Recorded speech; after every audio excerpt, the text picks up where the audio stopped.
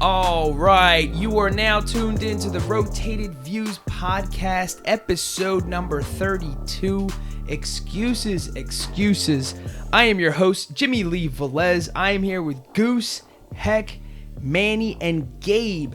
And today's kind of special for us because for episode number 32, we asked my good friend Scott Devore to be on with us, and he's actually our first virtual, I guess. Test. Yeah, I mean, this is the first guest that we have that's virtually here with us, and it's kind of strange because the setup that we have is a kind of on one of my monitors here, and it's almost like real life. Yep, he's like sitting on my desk right now. I'm staring right at you, man. It's like we're like 2 inches away from each other. That's strange. All right, so we're in Pennsylvania, and you're in Florida, correct? That's right. It's Nice. it's weird, right? So awesome. It's cool. Technology. But right now, we're all in the same room. Right.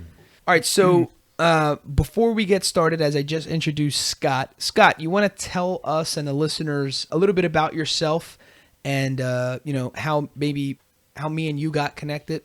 Yeah, man. Yeah, I really appreciate you guys having me on. We go back, 2006, 2005, something like that. Yes, sir. Gabe too, Manny.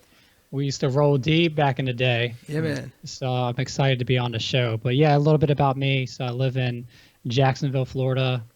Moved out here about a year ago. Was living out in LA with my family, but we decided to live somewhere cheap because of I decided to be a corporate dropout after 15 years of a corporate career. I decided I wanted to do my own thing full time. Always been kind of a side hustle type of entrepreneur, but wanted to go out there and risk it and, just do my own thing. So been doing business consulting for about a year and a half or so now. And I also am a licensed general contractor. My company's called Devore Capital, and I work with some partners on some construction deals in the commercial field on some projects that are going on. And I also do CFO type consulting for small companies, small, medium-sized companies. And my wife and I have been married for 13 years. We have 2 daughters who keep us busy. And besides that, I consider myself a man of faith. I owe all my success to my Lord and Savior, and I like to, definitely give him props whenever it's due. So that's a little bit about me. And again, thanks again for having me on. I'm excited to be with you guys.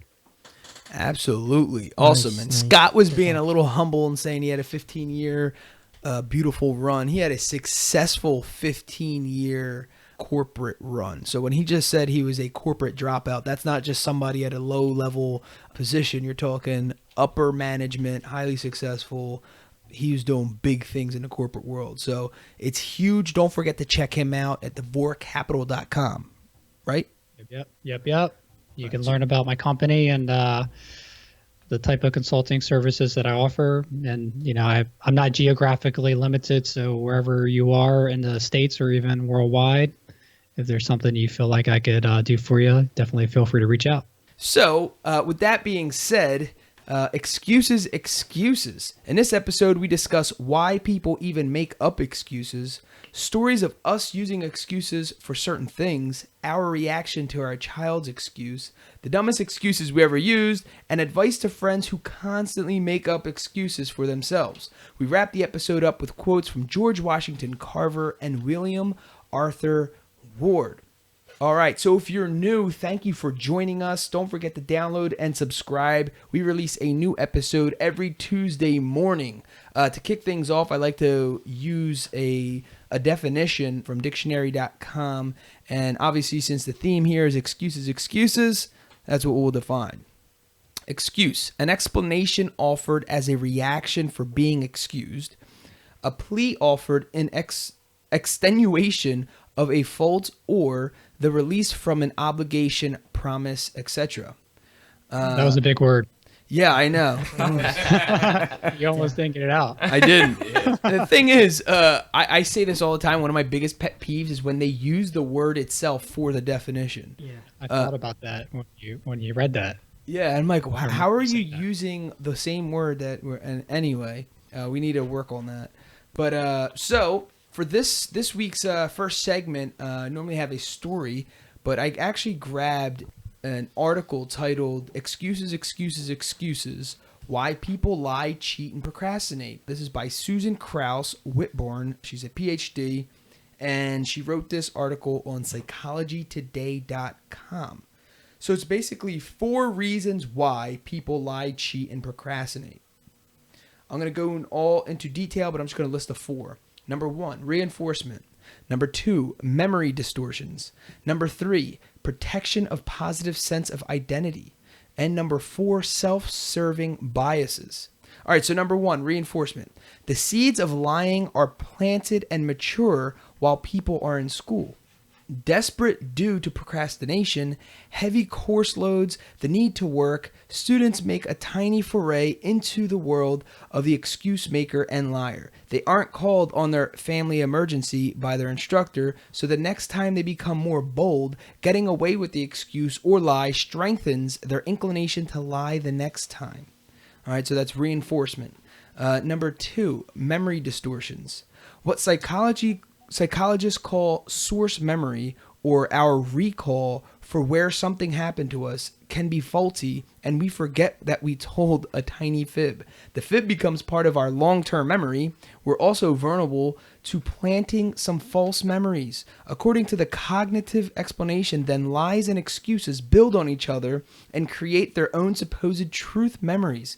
That's actually hilarious. Protection, number 3 is protection of positive sense of identity. People want to believe they are ethical, honest, and morally upstanding. They will go through all sorts of mental shenanigans to maintain this view, even when their behavior is in direct conflict with reality. Rather than admit they lied, cheated, or worse, they twist the facts around so that in their minds, they didn't.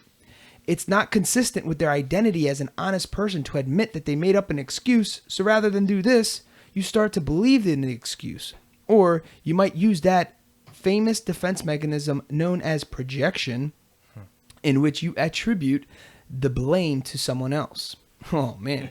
And number 4, this is like kind of painful to read because it's like the truth is like kind of like burning, and as I'm reading this, it's kind of funny. And number 4, self-serving biases.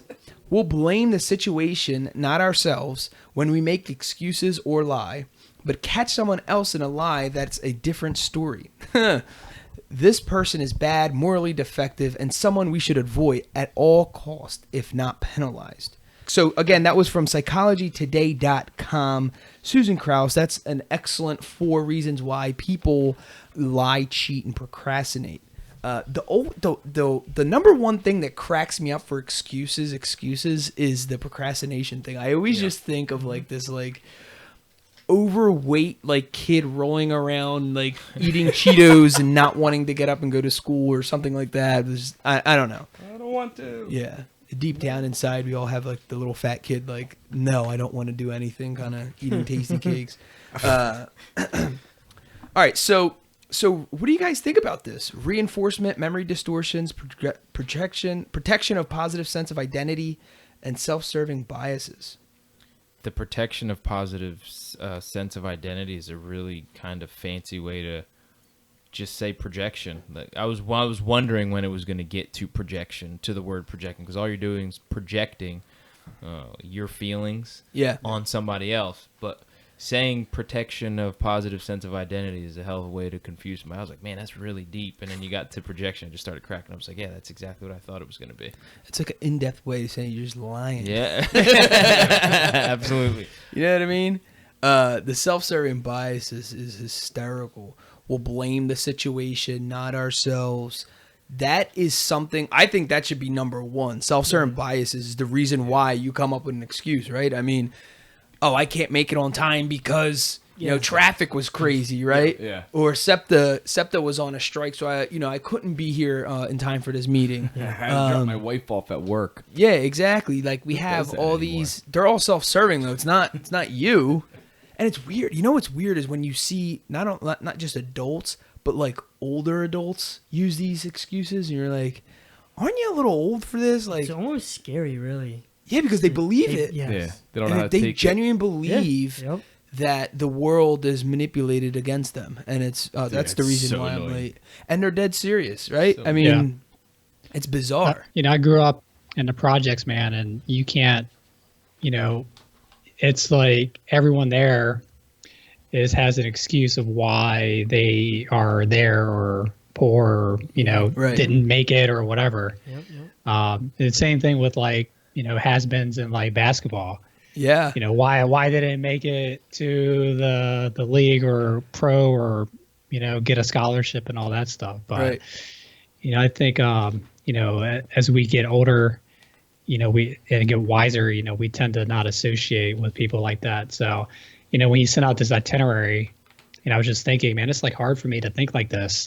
But as I was reading through it, like all these flashbacks of, people who I used to hang out with, when I was a lot younger, and like that mentality of people who just kind of stay there and why they are at where they at in life, But I don't know. Yeah, no, that's totally true. It's bizarre, especially when you find a group of people like you're saying, constantly coming up with excuses, and it's that the drinking the loser juice and walking around with the loser limp. But it's true. And then while you're talking, one word that I wrote down was potential, and it's almost like sad, because we all know like that person that was excellent, like had this natural ability in something, whether it's singing or athletic ability or just a high level of intelligence, and they did absolutely nothing with it to develop it further, to get somewhere really to where they should be. That's their true calling in life, and they really didn't manifest any of that in their life. If anything, went in the opposite direction. And sometimes people say that's because everything was basically expected, like in their mind, since they thought that skill or the talent was going to carry them through. And Right. they expected someone to put them on the map. Like my talent's good enough. This person's gonna see me. They're gonna tell blah blah, or they're gonna get me a scholarship to this college. Some people expect everything because growing up they're like gotta their hand it first to them. pick of the team. They're always number one. So it's like effortless for them. Right. So when it comes to like the real world, they think everything should be like, Something's always going to happen. yeah, we're gonna pick you Yeah. first, or you're gonna get this job, or you're gonna do this. But they don't put the work into it actually, because their natural talent, they thought it was gonna get them there. Right. Yeah, it's funny because some years back, I was looking into the career of, I don't even know what it's actually called now, but I guess like a manager, like a to manage musicians or whatever. And it was fascinating to me because I quickly found a bunch of artists that were sick. I mean, like extremely talented. Like, why in the world did this person go undiscovered, right? And so you would shoot an email to this person, or you try to like contact them through, social media or whatever it was. At this time, was a lot of like contacting them through YouTube, like comments and stuff, just kind of funny. But they always said, oh, I haven't gotten offered enough. The reason why I'm not big is because no one's offering me enough money. That never came across the plate, as a valid offer or whatever. And the first thing I could think of was like, well, it's so weird because I followed all your videos on YouTube and you're still in literally the same place, living in your mom's house. This is not exaggerating. Living in your mom's house 4 years later. So obviously what you're doing is not working. Yeah. And what price is he giving himself? Like, who's giving him that number. number? Where is he getting that number from? You know what is that enough? You know what makes this even worse? In the music industry, your contract, right? Your contract, like your sign-on contract, is not even where you make your money. No, it's the from shows. Sales. Yeah, no, it's not even the sales. It's not even CD sales. It's not even sign-on. It's the shows. These guys are getting paid $20,000 to $150,000 a show. And they're having 3 to 5 shows a week. That adds up very quickly. Okay, so I think it was like Drake made like $2 million in 1 month. This was like 3 years ago. Yeah. Okay, That's from a show. Show money. Holy smokes! Yeah.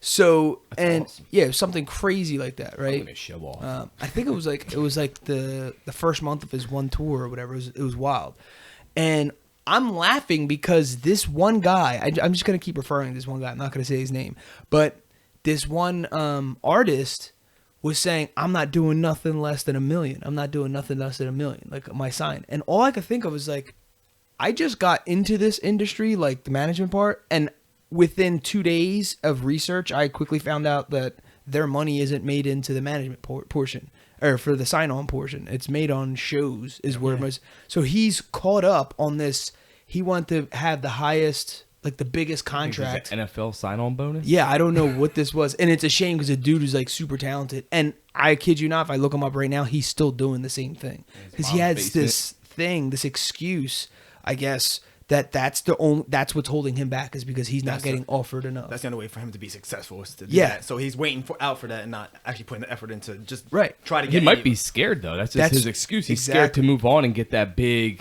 that big chance. The fear of success, right, Scott? Yeah, man. I was just thinking when you're talking about the hard work, that quote that you guys probably know, hard work will always beat talent when talent won't work hard. Yep. And think smarter, not harder. I think those two go hand in hand. Yeah.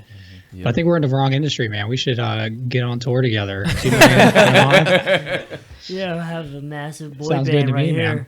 Yeah, absolutely. But Scott's always got to be on Skype. Everywhere we go, We have a Scott's live- virtual. we have we'll a have live virtual. concert, Man, live boy concert, band, man. and he's up Some on good-looking projectors dudes here. on the jumbotron. All right. So one of the other ones that was mentioned was called memory distortions, which I'm not gonna lie, that is something I know everyone does it, but that just makes me laugh because you ever hear a story from someone where you were there, you experienced whatever the heck they're talking about, Oh, and then you hear the story come out of their mouth, and you're like, Twisted. dude, like 90% of what you just said didn't happen. I was there with you. Yeah. But then you kind of just like save face and you're just like, Yeah. you don't say anything and you just let it go. Till then after a while, you're like, all right, I think I got to call this guy out. I mean, like, this is like over that. We went to school with a guy like that and it was like, dude, I don't know if you're in the same room as us or what happened there, because what you're expressing right now is just a total memory distortion as stated. I'm good with a little distortion. Yeah, but to make the story good, you know? Sometimes you exaggerate a little bit just Yeah. to make it funny or whatever. I can but- appreciate that. It's when the waters are too muddy where you can't even see anymore. It's like, what were we in the same room? What- Right. Did that really happen? Right. I did one of those. You go after. It's like, did that? Yeah. Do you remember? Kind of look at him and you're like, oh, Was man. I in the bathroom? Yeah. Well, did I miss that portion? Yeah. Isn't that the thing I always say? Like you say like a lie 3 times, it becomes the truth or something, or like Yeah. Well, here's the thing. This is the crazy part. We all know this, right?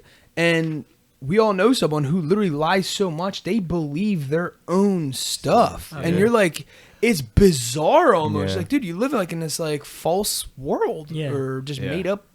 But what bothers me is that the people that they're telling the story to believe every bit of it. And you Yeah. see, like, Because being in they that don't room, know. you see Yeah. the innocence of it. They're believing Yeah. it, and you're like, dude, what the heck's going on? Like, Yeah. and you know the truth, or you know the story, and this, like, big balloon comes up, and it's like, But then yeah.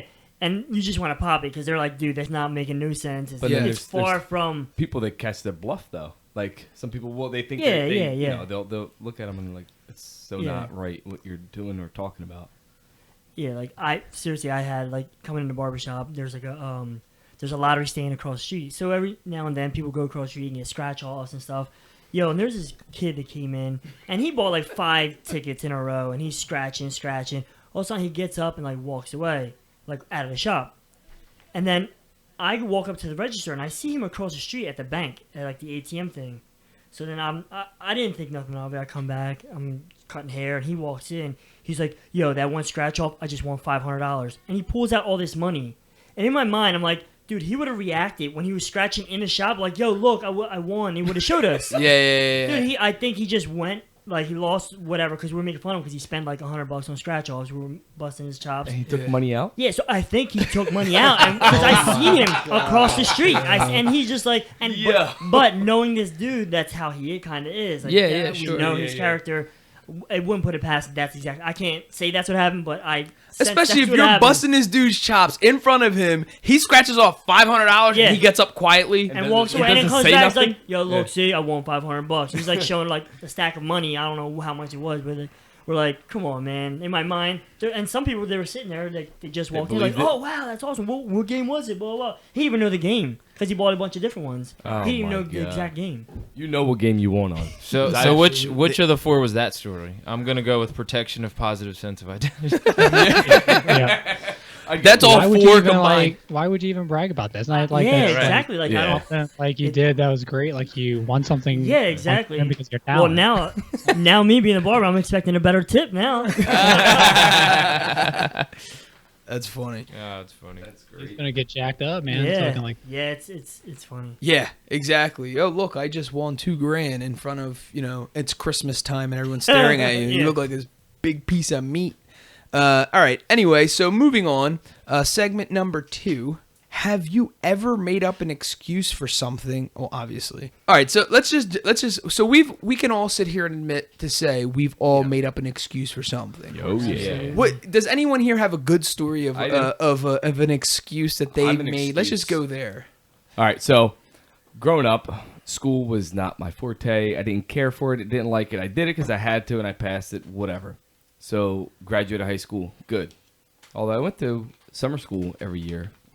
But whatever. Anyway, that's not the point. The point is, after that, You were so good, you wanted to go all year long. yeah, I was so good at school. I liked school so much. I wanted to go in the summertime. So I went to trade school, and we had to take. I guess it was like different classes. We had like English and math, and different subjects.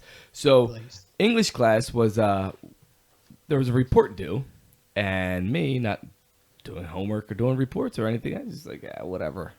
So the teacher comes around. She goes, Hector, where's your report? I was like, I handed it to you yesterday. She goes, I don't see it. It's not in the pile. I was like, I swear, I handed it to you yesterday. He swore. And it was, I swear I handed it to you yesterday, and it was on, you looked at it, and you read it over. You said, good job, Hector. And then my buddy that was sitting next to me, Justin, goes, yeah, he gave it to you yesterday because we were talking about how good of a story he wrote. And she goes on, and we're going back and forth for about 5 minutes. And she's like, well, I guess I lost it, so I'm just going to have to give you, an even grade for it, like a good grade for it, even though you don't have it. I was like, I'm not writing this story all over again. Like, I was solid straight, and I told her, I'm not writing this story ever again. And she let me go. So basically, obviously grades go from like 70 to whatever. She ended up giving me like an 89 on it. Didn't know what I didn't even know what my report was on because I didn't write anything. Didn't do anything with it. And I didn't do anything. So he said, I don't even know what my report was on. Obviously, you didn't even do anything. Like, what in the world did you think it was going to be on? That's not even an excuse, dude. That's just a blatant lie. No, but here's the That was an thing. excuse that I said. Here's the thing. Justin justified it. I He said, justified it. No, but Justin did with boy the did. cosigning. With that name, yeah. with that name, he's probably done a lot of justification. Justin too. justified. He justified it for me. Wow, So that was one. that's And funny. then I got a couple other excuses, but go ahead. I want everybody to share their excuses. I got a couple other excuses. I had one. It was like I was like in 3rd grade. I was like, I don't know why I even did it because and then we had to every time we had a homework, the next day we had to it was like a notebook. Something our parents had to sign off on it, and for some reason I just forgot to get my mom to sign or my dad, whatever. Dog ate your And homework. teacher go around, she looks over, blah blah, and I don't know, some weird inclination. I decide to do a fake signature. He's forging at 3rd grade. And, and my mom had like her initials and it was a circle. So I And did yours something was like in quick. crayon. It looked somewhat similar, but it was like off. And did a the teacher square. came around. She's like, who signed this?" I was like, and for some reason I just blurted out. I The said, "My dog? sister signed it." And then she's like, "I don't trust you." She took my notebook and then she confiscated it, so I couldn't even go anything else with it. And then mom had to come to the school to pick it up, and I got told on that I forged a signature, or my sister did it. I was like, I got called out completely. But So then your sister got in trouble too? no, because I admit later on I did it, she knew somebody else did it. I just blurred out in front of the class. I My would just sister did love to see the comparison of the signatures. It was a square because he said it was a circle. His mom wrote a circle. Yeah. So he did a square. Oh, that for a signature though? it. I don't know why I did I know that. they man. confiscated it. Jeez. Well, she's like, she was a nasty teacher anyway, but makes Attaboy. sense. Good choice of words there. Good job, Gabe. so yeah, I don't know why I did that. I tried to get away from it. Obviously, it didn't work at all. Oh, that's funny. That's great. I remember it's just not one situation. I just remember when I get on not that I remember. I just know when I get on my health kicks, it's hysterical. Like in the mornings, it's normally when I try to work out anyway. My brain comes up with the funniest excuses to not go to the gym. It's like, dude, if you go, you understand it's going to take 45 minutes for your workout, another 10-minute drive, then you got to come home and take a shower. Dude, you're going to be late. You got to be on time today at work. There's all this where you got, yeah, I'm going to stay in. And the next day, dude, it's raining. You don't want to risk it, dude. Your headlights are kind of dim. Driving. I'm like, where are these excuses coming from? And it's Good it's justification. true. too. And like the other one would be like, if it's snowing, like, oh, dude, you got to shovel now. By the time you're done shoveling, it's gonna be, you got to go into work. You're not gonna have time. So I just know that's like something I believe everyone can relate to. 'Cause either I know they're probably not using those specific weirdo excuses, but it's really the reason why everyone doesn't exercise who's not on a regular regimen is because you came up with an excuse as to why, because otherwise your body is your temple and you should take care of it, and that's all you have. It's kind of like the old business that we were in. They always talked about you have one body, how are you treating it? You know what I mean? If you had one car for the rest of your life, how would you treat that one car? So when you hear stuff like that, it's kind of funny, but I don't know what it is. It's just, I think it's just the discomfort, that you're about to endure, and it's not fun. I honestly can't stand when someone says they love working out. I'm like, no, you don't. You like the feeling after you're done, but actually then if you like working out, you're not working out. You're doing something wrong. Yeah. Because it's not fun. It's painful. It's excruciating. You're pushing yourself. You're drenched in sweat. That's working out. You helped me out with that, Jim, a few months ago. Yeah. With my daily routine, I have a really fragmented day just with doing business and then getting my kids from school and things like that, and I wasn't getting my workouts in, wasn't feeling productive. And you're like, dude, just wake up, work out as soon as you wake up. Yeah. Because I thought I needed to get up and journal and all this stuff, but then you get real lazy. But you were talking about that shock factor. Yeah. Like if you get up and you start working out, your body doesn't realize it. Yeah, I'm not saying I do it every morning, but I do it, multiple times a week, and it definitely has helped get me out of bed and just go do it, and you just feel great, afterwards. Yeah, it's like they say, get up and work out before your mind catches on and realizes what's going on. Yeah. Just it's that shock thing. Plus, there's something else with like health benefits of working out first thing in the morning. So. It's kind of funny. What about the dumbest thing? I know a lot of times we come up with excuses for why we don't do something. Was there something beyond just a normal excuse that you just thought like, dude, really, like that's what you had? That's all you had? I just say I don't have time.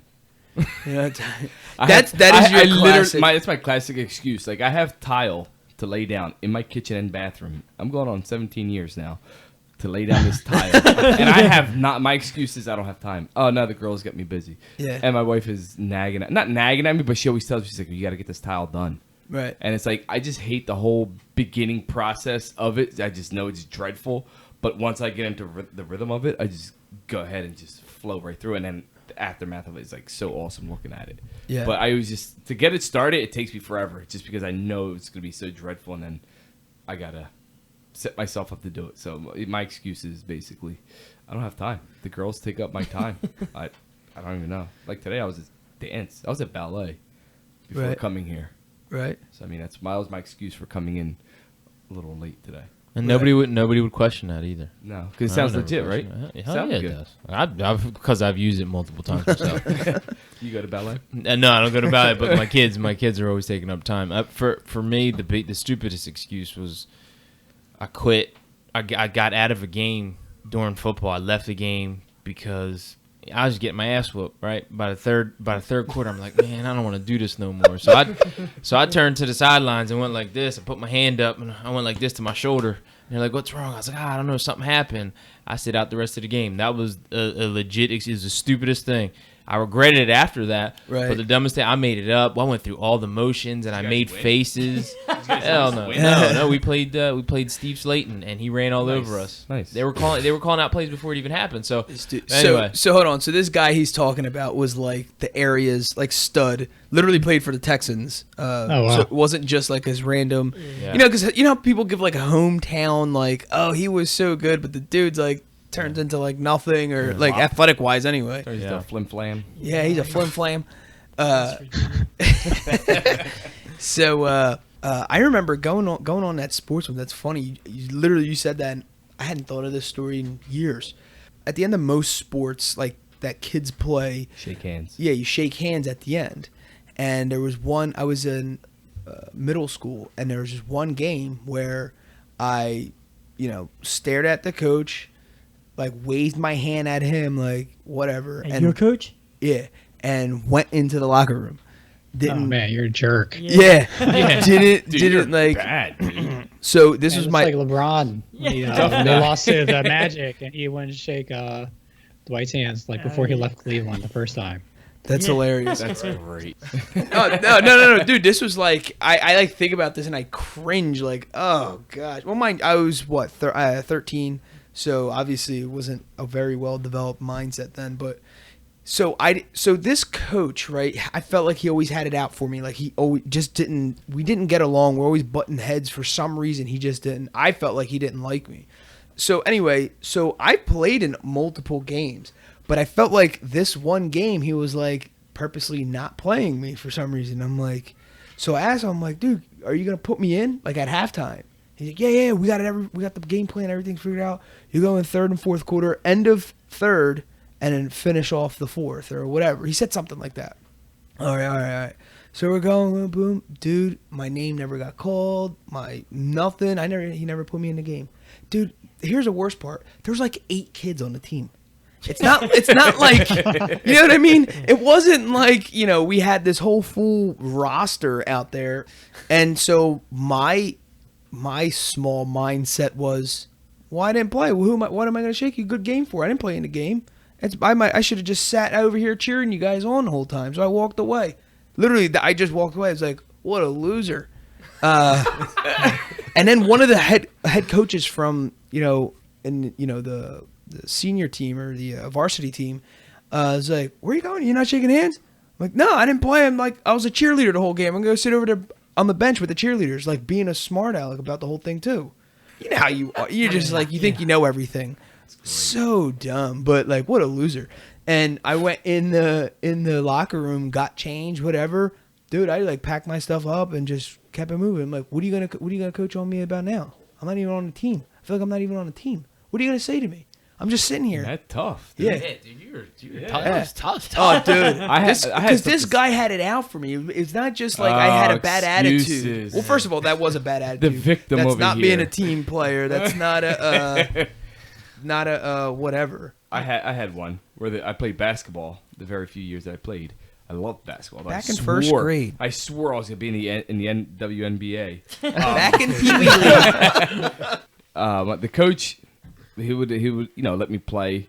I wasn't the greatest, obviously. I straight sucked, and I wouldn't play the entire game. And all of a sudden, the fourth quarter comes in with like 30 seconds, Garbage time. Yeah, just straight trash. So I went out there every single time.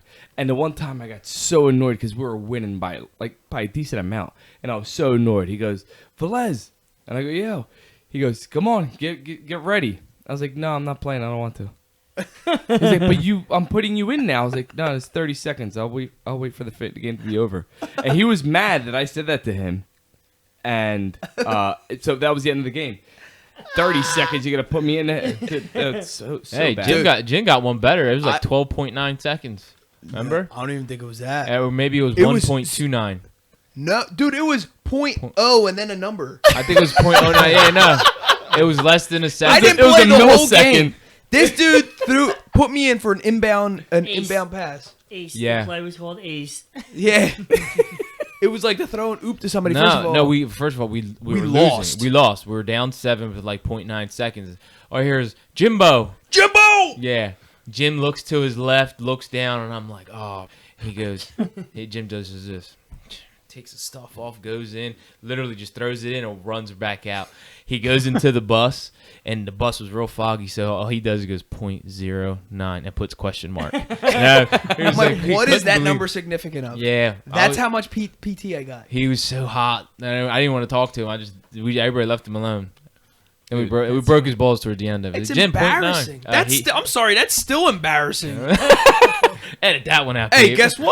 guess what? I played though. I did what he told me to do. That I learned from being 13, being an idiot. Yeah, you did. You know what I mean? At least I went in there. I shook hands. I said good game to everybody. You played basketball again. Well, me, I ended up playing cheerleading. You grew, man. I ended up leaving the basketball team. I've been there. I've been in like last 30 seconds of a game. Like, really? Yeah. I know the pain. Oh, it's brutal, man. That's funny. And then it's funny too. At that age, I was like super tiny. Like, did not hit my growth spurts. I was just like, I'm like reliving this incident. I'm like, dude, what in the world? I don't know. It's like embarrassing, like thinking about Great. it. Yeah. You were 5'4" and 113 pounds walking out of here like, yeah, dude, you go play. Oh, It was ninth yeah. grade, right? You were on JV in ninth grade. Yeah. Yeah, that's funny. Dude, what was have you guys ever seen, like, just sticking with the whole sports thing and talking about excuses? Have you ever seen like an athlete like get interviewed and their interview of why they lost is just, or a coach is just, oh well, blah blah blah blah, and it's just excuse after excuse after excuse, and all I could think is like, dude, you're a grown man, you get paid to play this sport. And the reason why your whole team lost is like he's just saying like these 3 little reasons why or whatever. Oh, X, Y, and Z's injured. He's not on there. The refs weren't on our side. And like something else. That's the best. Like, The ref is not on our side. yeah. The ref is not on your team ever. Yeah. What are you talking about? I don't really hear the players like, I don't know. They don't admit their faults. Yeah. You know what I mean? It's not necessarily an excuse on the team, but they don't, like, the one Eagles wide receiver, he's like, I don't want to talk about the drops. It's like, dude, you had 4 drops in one game. That wasn't why we lost. Well, it sure as hell contributed, bud. You got to at least give me that much. You got to at least be like, yeah, that, that's part of it. You don't say it's all on me, but, you say, I was definitely a part of it. I could have done this better, that better. We're not saying you got to take the whole blame. Right. But, God, take some of it. Say, yeah, I know. I missed a couple own a of little bit of it's it. painful. It is. It's painful to listen to. Well, Have that's you why ever, everybody what's hates the Steelers head coach? Tomlin. All right. You want to hear some truth being taught, no matter what the question is? Listen to this guy's interviews. He will flat out say, like, your offense stunk today. He's like, yes, my offense stunk today, and you know what? We're going to work on that. And he just keeps going. Like, this dude admits to everything. Yeah. He just keeps it real. Yeah. And you know what? You respect that. Mm-hmm. It's almost like you want to cheer this guy on now, even though he's like one of our, rivalries. But it's like, I like that. Yeah. It's funny though. Right. Like some of the stuff they're saying, they're like, "Oh man, your offense was awful." Yeah. He's like, "Yeah, offense was awful." Yeah, he's like, "You're like last in the league for yards after catches." That's or whatever. the difference when you appreciate someone being honest as opposed to someone making up a story. You Yeah. kind of like feel for that dude telling the truth. Like you sympathize. There's with some him. You're just like the empathy there. It's Yeah. like, you know what, I can relate to that. This guy's at least being truthful or whatever. Yeah, or like a more practical, like the person who's habitually late, Right. making up excuses every time, where you just respect a person who comes into a meeting late and says, "Hey, I'm sorry I'm late," and that's it. It's like you don't need to make the excuse because you just ask, "Hey, I'm sorry," ask for hey, I apologize, sorry, didn't mean to interrupt, and let people continue. The dude who just like always make an excuse. I mean, it's coming. Just nothing to be said other than this guy's just a joke. The best excuse I've heard was, I couldn't put the dog in the cage. Why someone's late? Why someone was late to work? I could not put the dog in the cage. So the one time when I called out, I told him I'm putting the dog in the cage. That's why I'm not coming into work. You use that against them? Yeah, I said I couldn't put the dog in the cage. I'm still wrestling. You spiteful man. That's hilarious, but I'm that's not some coming in. spiteful stuff. That's good. I heard someone 2 weeks ago say they were late to a meeting because there's bridges. And where? In Philadelphia? There's just bridges on on the highways. There's just bridges in life. There's just bridges, and he said, "Yeah, there's bridges." He's like, "Yeah." So she's like, "Have you ever tried to cross one?" He's like, "Yeah." He's like, "What's your point?" She's like, "There's tolls." He's like, "Yeah, what's your point though? I don't understand." She's like, "There's bridges on the road, and there's a lot of traffic, and there's tolls." He's like, "What does that mean?" She's like, "Me being late?" And it said it with a question mark. He's like, first of all, I'm not your boss. I don't care. Second of all, that's an awful excuse. Like, he just bluntly said it. Hilarious, though. She said there's bridges. Yeah, I don't give excuses anymore at work. There's cars. There's cars on the road. Yeah, that's it. There's cars on the road. Yeah, at work, I don't give excuses. And they say, "You have this done?" No. Well, why not? I don't know. I was playing solitaire, and they look at me like, "At least you're honest." Yeah. What are you gonna do? I got like my one customer actually happened last week. He was late. He's running late, so he shoots me a text. He's like, "Yo, I'm leaving school.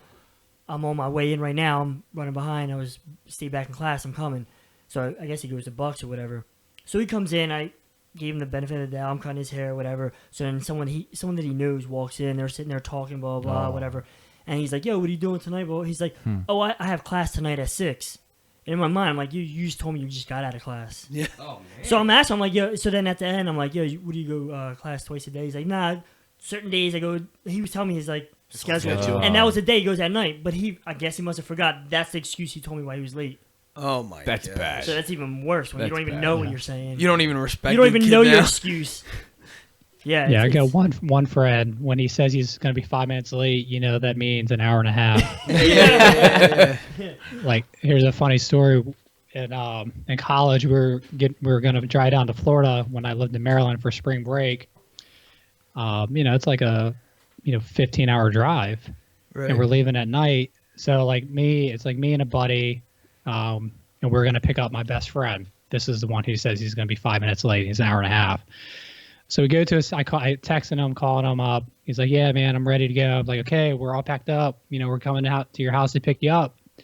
So this dude, we pull up to his house. He's in the middle, he has like a big fro, right? So he's in the middle of just getting his hair like braided. And I'm like, dude, Oh, like really? what? Like that's like a 3-hour thing. Yeah. Yeah. You just said you're like ready to go. We're driving down to Florida. It's like spring break. Oh my god. So man, like every time he's late, man, we're like, you get your hair braided, Yeah. We've been there, done that. I mean, he doesn't got the fro anymore, but That's yeah, funny. That's great. just annoying. All right, so moving right along. How are you as a parent when your child makes up an excuse, for not doing something they're supposed to do, i.e., like a chore or something? Crazy. You get crazy, belligerent, like to the point where it's like you just- don't buy it. Yeah, like I'm mad at myself when I'm done. Like, no, you don't make excuses. You think I'm like Yeah. Sergeant Do Right all the time. Yeah. like I don't make excuses up. But nuts, like to the point where after it's done, Jenna will look at me or my wife will look at me to the side. Like, you take it easy. Like after it's all said and done, my son's got his head down, and it was like and it's just natural, just comes out. Like, don't make excuses, because I know what it's Yeah. like to make excuses. Yeah. I don't want him to do it, so I'm projecting my feelings onto him. Right. And he just has to kind of take it and looks at me, and it's just like, ugh. I don't allow it at all. Like any excuses, Yeah. Right. especially during sports, it's even worse. I'm No sure. slack. None. Yeah. I said nobody cares how you feel. That's Yeah. it. That's Oh, how man. life is. No, and That's I'm being true. honest. Nobody cares that you think your feelings are hurt. Nobody cares. Not one person. If you're gonna be sad, you're gonna waste energy. Waste energy on getting better. Waste energy on focusing on something else. Don't be sad. Yeah. Don't make an excuse about being sad. Stop. Makes me mad now. I'm sweating now.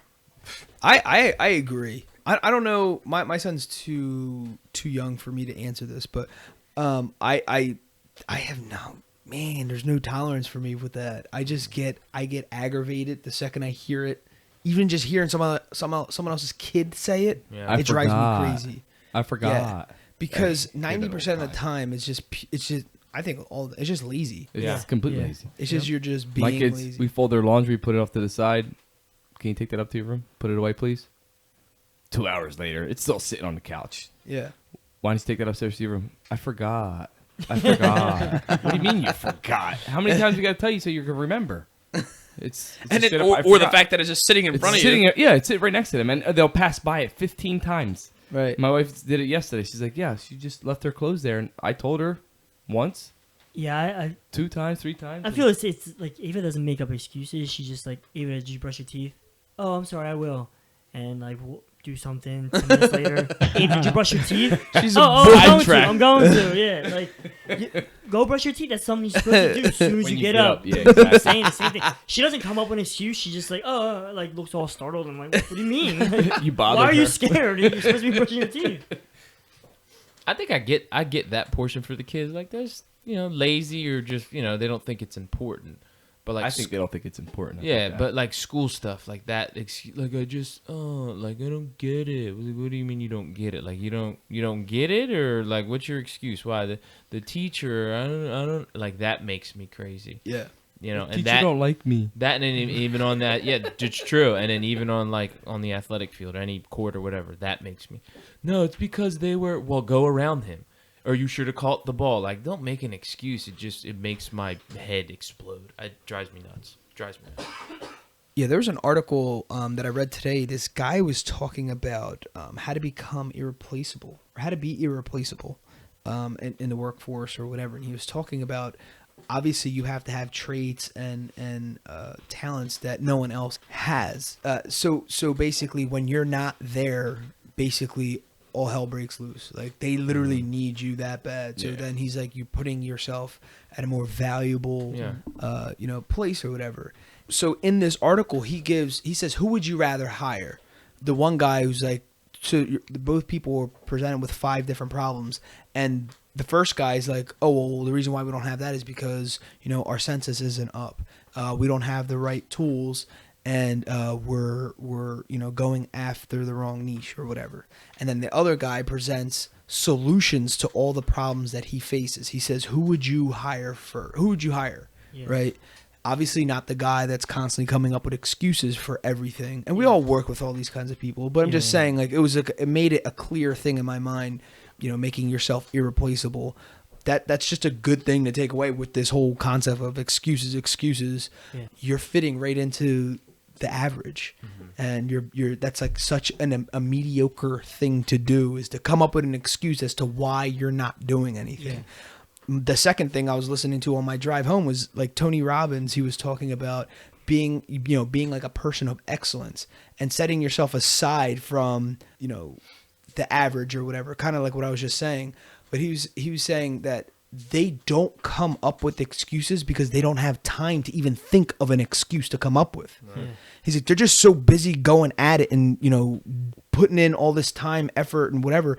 There's no time to come up with an excuse. Meanwhile, the people who have time are coming up with excuses as why they don't have time. Yeah. Right.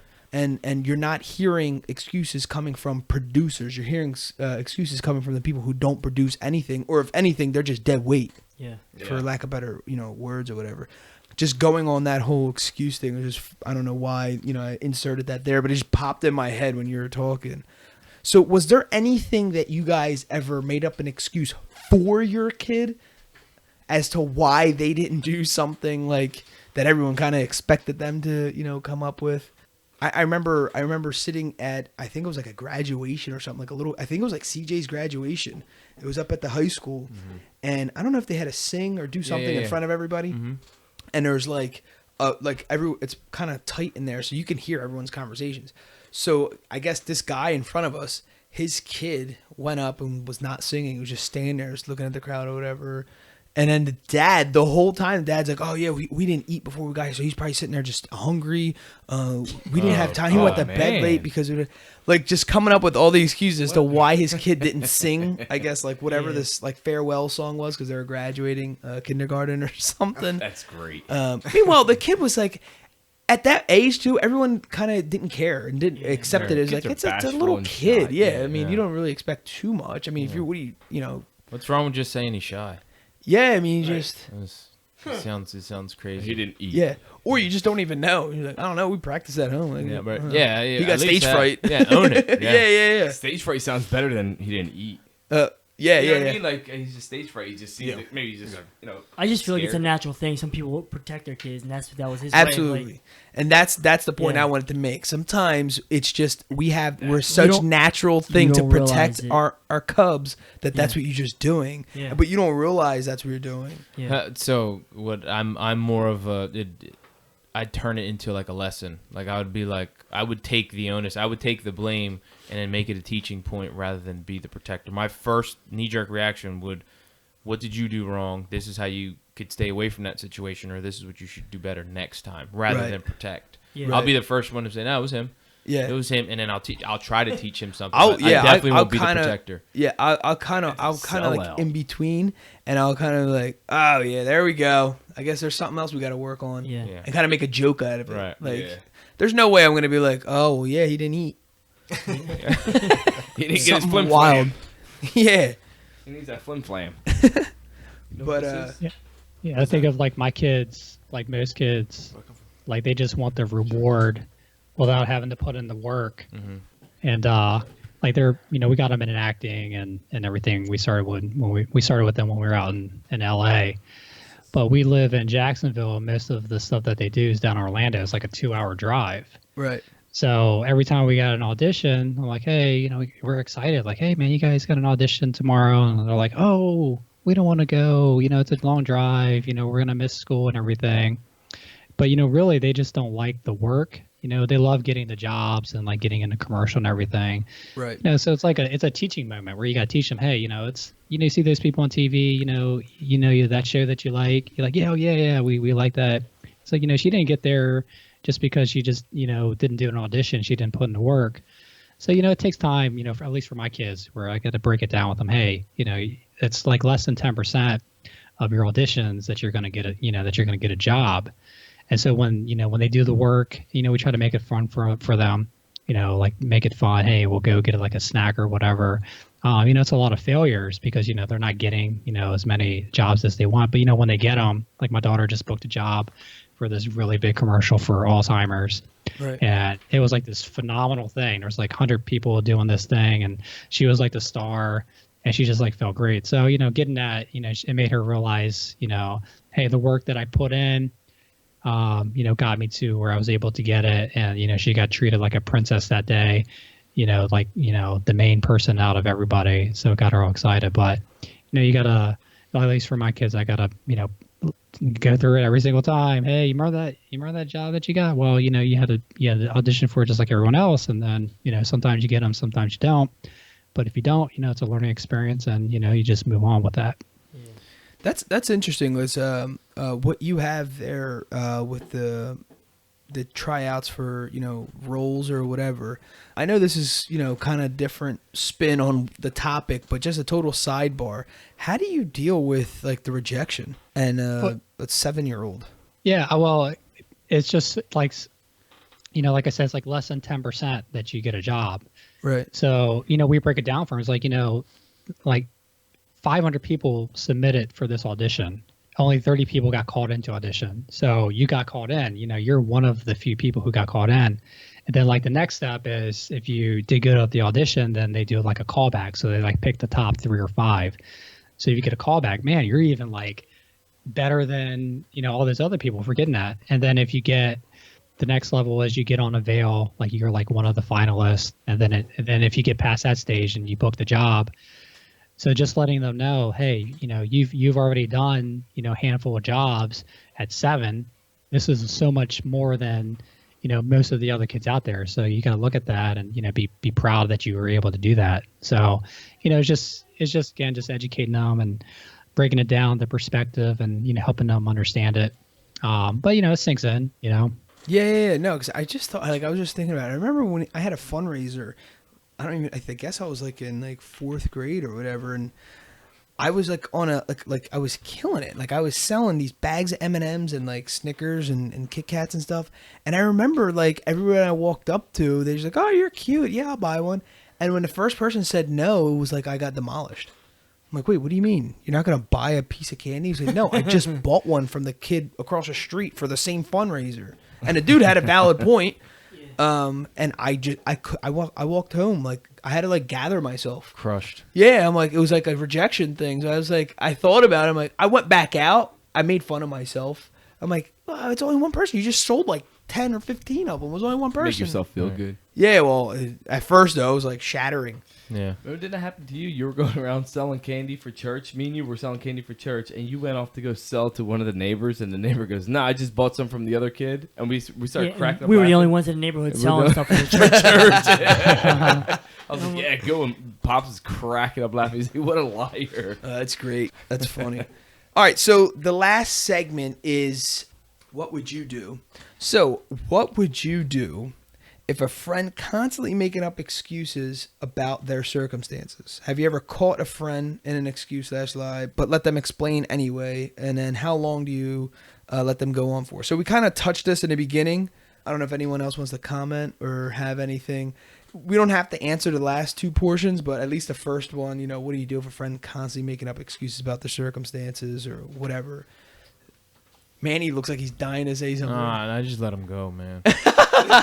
Seriously, just let him go. Like you would hurt you would hurt somebody's feelings, and their perception of you or their feeling towards you would be totally different. Just kind of let them go. If it's not bothering you and they feel okay with it, that might not be the right thing to do. No. Right. You know what I mean? Yeah, because you already know like there's gonna be an excuse. Is that what it is? They know. They're making an excuse for a reason. They know. You don't make an excuse because you don't know. You make an excuse because you do know what's happening. Right. Exactly. So it's just a matter of like, come on, man, you know what's happening. So I just let them roll with You it. kind of let it go, and you kind of take whatever they say with a grain of salt. Grain of salt. It is what it is, and you know what it is too. Because deep down inside, everybody knows what their faults are. Everybody knows why their circumstances are the way they are. So you just kind of let them. But is there ever a point though where it's like, all right, dude, it's like Enough is enough. Enough is enough. Like somebody, it's almost like they're oblivious to it, and someone needs to tell them, or they're gonna really cause harm to themselves later on down the road.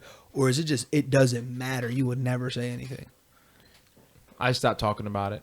Like, oh, okay, and then just like turn the subject because my past. Depends on how close of a friend that person is. True. If they're not that close of a person, I just kind of walk away from that whole Absolutely. relationship. I'm never like, you know what I mean? Yeah. But if you're like someone close, you obviously have to, I don't know, creep up into it. Depending on what type of person, like you said, they might harm themselves. So if that's that type of person, you got to slowly work into it, as opposed to say, oh, yo, there's something wrong, blah, blah, blah. You shouldn't be doing this or saying this. Why are you always lying? Why are you always making stories up or whatever? And that'll hit them hard, and they probably will harm themselves. Yeah, I think it's the whole going back to like giving advice, unsolicited advice. Yeah. Like unless they ask, Yeah. you're not really in the position to say anything or whatever. And to be honest with you, that's pretty much how your circle is developed. Yeah. It's cutting off knuckleheads. Yeah, you just walk. You got to sharpen up, and Because you know they're not small going to be the reliable in anything. No. You're They're gonna elaborate on everything. Exactly. Yeah. It's just going to be one giant excuse about everything. So. Right, and it's almost a respect thing to yourself. I'm like, dude, that's almost like abusive. Like, am I gonna listen to constant lies day in and day out, just this trash just being dumped on my head? Yeah. Like I don't. Like, I'm allowing you to lie to me. Yeah, so, like, exactly. What's the Well, point? I mean, not only that, I think you are who you hang out with, right? Some of that stuff will rub off on you. You don't want that first time you kind of get that, and you make your first excuse about something like really legitimate, not like, oh, I'm late because I was in the shower, whatever the case is, but like something big. But sometimes you're in forced circumstances. Like perfect examples, like you're in high school, you both go to the same high school, and you both play the same sport, so you have to be around this person because you're playing this sport, or you're playing, or it's at work, and this person, I didn't hire you, they hired you, so I can't fire you. So you're in this constant thing. I'm not saying that they're all right. So let's say that they're not a friend. Do you say something, or is it because it's somebody you work with, or do you go and like you talk to your boss about it? And like, yeah, you know what, dude, this guy is like. I got one. You just talking about it. It was high school. I was pitching, and there was one guy on our team that made an excuse about everything. Oh, it was because the sun was in 50th degree over to the left, right. I didn't have the right socks on. Everything right. The glove was too small. The bat. So I think it was in the state playoffs. I was pitching. He missed a pop-up. It was just an easy pop-up. He ran in instead of going back out. And he came in. He was like, oh, man, pop-up. Man, came out the bat, and it went. And I was like, I turned around. I said, dude, can you please shut up? You missed the ball. You missed the ball. Get over it. It is what it is. Yeah, and that was the first time somebody, usually he argued with people. Right. But I just told him straight up, and he was like just shocked. He was just like, and nothing. Because no you can words make a were situation worse by doing that. Like, that's why. Then being quiet and just taking just it. Be done, dude. You missed it. You missed it. It's over. And that was it. And he was just like this. He was like in total shock. Right. That was the one time I could turn around. I was angry, obviously, because I was pitching. But I looked at him. I was like, just stop, dude. It was the last time we're ever gonna play together. Just shut up. I've been hearing it for 3 years. Nobody cares, man. Nobody cares. That's funny. I guess to kind of like piggyback on that and to kind of, because he got feedback, and to kind of wrap this whole thing up, this is a perfect time to insert why you should have an accountability partner or a mastermind or just someone that you constantly talk to give you a mirror back. Like, because sometimes we're oblivious to the crap that we do, and we don't even notice. I might be coming up with excuse after excuse as to why I'm not doing nothing. And some people, I talk to a lot of people. Some people are blatantly just excuses. Like, they just come up with excuses. I don't say that, though. I just say, well, have you tried this? You do this, whatever. Basically providing solutions instead of reiterating a problem, because obviously there's a problem here. Right. So providing solutions to stuff. So if you're not in a mastermind, or if you don't have an accountability partner, or just somebody you can bounce ideas off of, I highly recommend you do so. I mean, this is basically our own, little baby mastermind in some form.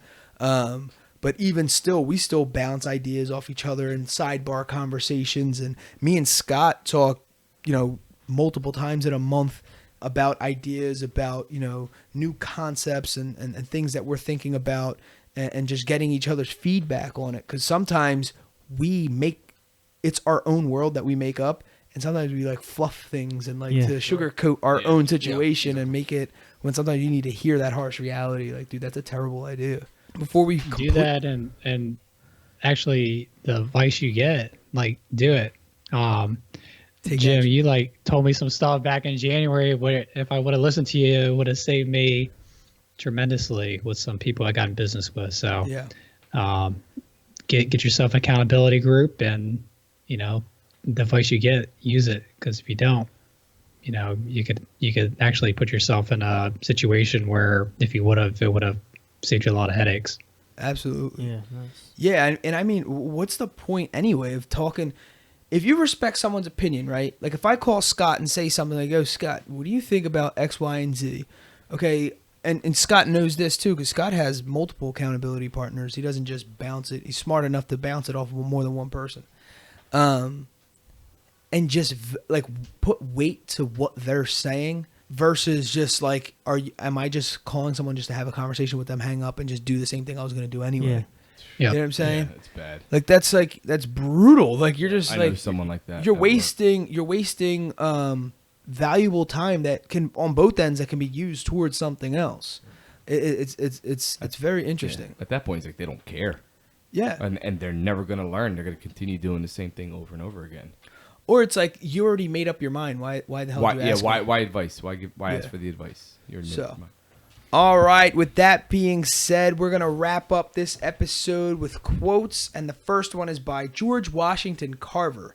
99% of the failures come from people who have a habit of making excuses. Boom. Drop it. Wow. All right. Cool. So then the second quote is by William Arthur Ward. It is wise to direct your anger towards problems, not people, to focus your energies on answers, not excuses. Boom. Another one. Bam. Absolutely. All right, so that wraps up this episode. Scott Devore, my good dear friend, we want to thank you for joining us. We value your opinion. We totally appreciate you carving out time to join us. This was fun. We will definitely have you on, in the future. Is there anything you want to plug or say before we close out here? Yeah, man. Well, first of all, thanks to the crew for having me on. I'm a big fan of this show. Congrats on 32 episodes and your new sponsorship deal. You guys are doing big things. Very proud of you guys and all those high rankings on iTunes, man. Keep it up. Thank you. Thank you. No doubt. Yeah, man. Just you could catch up with me on Facebook, Scott Free Devore, and my website, devorecapital.com, where you could look into the consulting and contracting work that I do. So that's all I wanted to say, and I appreciate the time, guys. It's been fun. Awesome. Yes. Thanks, Scott. All right, excuses. In this episode, we discuss why people even make up excuses, stories of us using excuses for certain things, our reaction to our children's excuses, the dumbest excuses we ever used, and advice for friends who constantly make up excuses for themselves. We wrap the episode up with quotes from George Washington Carver and William Arthur Ward. Awesome. Guys, thanks again for joining us. The Rotated Views podcast was produced for self-development purposes. Huge shout out to our sponsors. This episode is brought to you by the Blessed Lifestyle brand. That is BL3SSED.com. Also sponsored by The Motivation Files Unleashed. This motivational mixtape will be your fuel for success. Available on all platforms. Guys, don't forget to visit the website, JimmyleeVelez.com. Follow us on Facebook and Instagram at Rotated Views. If you have any inquiries or questions, email us at info@JimmyleeVelez.com. On behalf of myself and the rest of the crew, we wish you massive success. Stay blessed.